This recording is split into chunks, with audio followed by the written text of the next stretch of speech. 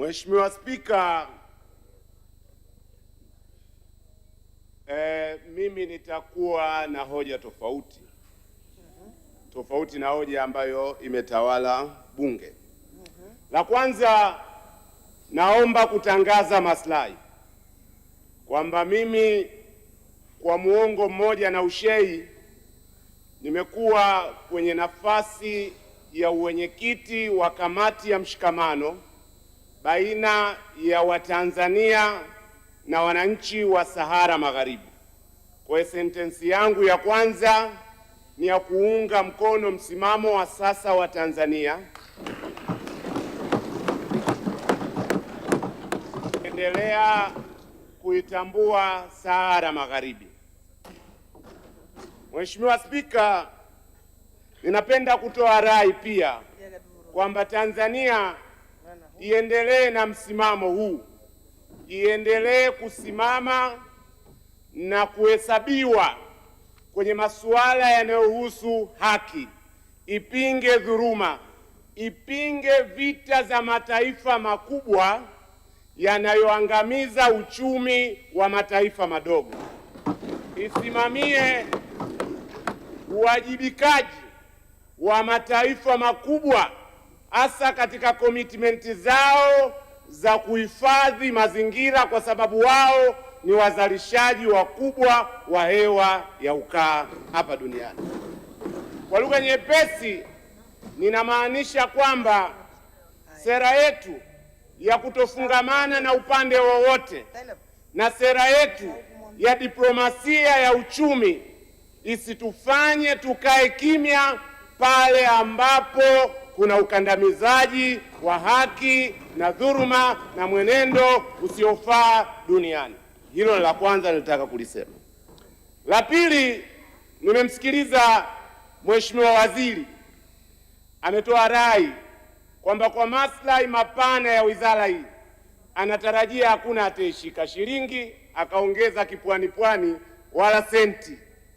Lakini liko jambo moja nitahitaji maelezo yake ya ziada ili aweze kunishawishi, ni juu ya ahadi ya serikali ya kutoa hadhi maalum kwa raia wenye asili ya Tanzania waliokuwepo kule ng'ambo. Serikali ilitoa ahadi kwamba inatambua nafasi ya Watanzania hao katika maslahi mapana ya kiuchumi, katika maslahi mapana ya kimafungamano na familia zao walizoziacha Tanzania, ili wasije Tanzania kama wageni kwa 100%. Lakini nimesikitika kwamba kwenye hotuba mzima sijapata bado mwelekeo. Ahadi hii ya serikali, utekelezaji wake wa kisheria na wa kitaratibu umefikia wapi? Na mimi napenda kutoa rai kwamba hadhi maalum iwe ni hatua ya mpito kuelekea uraia pacha. Tumekuwepo na mashaka mengi nchi nyingi za Kiafrika juu ya uraia pacha. Tunapaswa kuwa na mjadala wa kitaifa kwamba mataifa jirani ya Afrika Mashariki na mataifa mengine ya Afrika wenzetu wanakimbilia katika uraia pacha. Tujiulize yale mashaka yetu juu ya suala la utii wa nchi kwa maana ya loyalty, yale mashaka yetu juu ya usalama ni mashaka ya kweli ama tunajijaza hofu?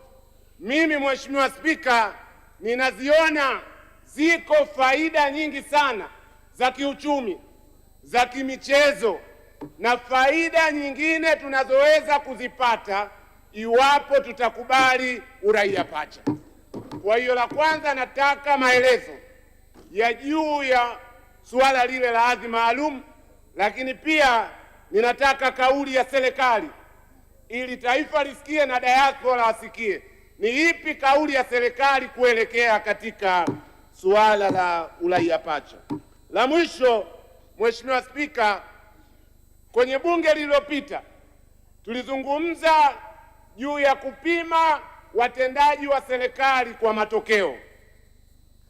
Ninataka kujenga hoja na balozi zetu ambazo zinafanya kazi mzuri sana nazo tuziwekee utaratibu wa kuzipima kwa matokeo. Na naomba upendeleo kwa dakika moja, nataka kutoa mapendekezo, mambo mawili yazingatiwe. La kwanza ni lazima tuhakikishe tunatenga fedha za kutosha, tunawekeza vya kutosha kwa balozi zetu na tunapeleka fedha hizo mapema.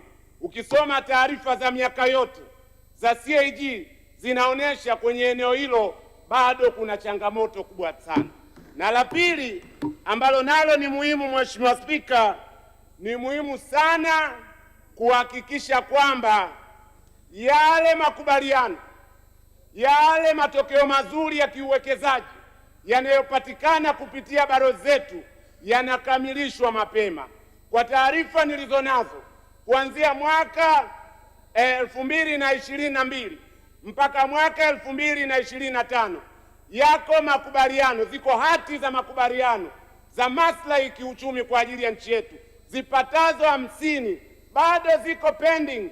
Balozi zetu zimefanya kazi nzuri sana, lakini hakuna mrejesho unaopatikana kutoka katika idara zinazohusika.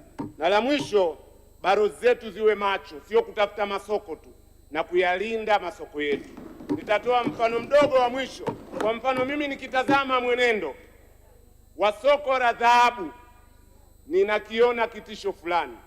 Naona yako majaribio mengi mara kwa mara yanayosukumwa kupitia the London Bullion Market Association, ambacho ni chama hiki cha ithibati kama hivi ya dhahabu, kutaka kuleta hoja kwamba dhahabu ya Tanzania isipate nafasi kwenye soko la kimataifa kwa sababu inachimbwa kwenye mazingira yasiyo salama. Swali, mwenendo huu balozi zetu inauzingatia?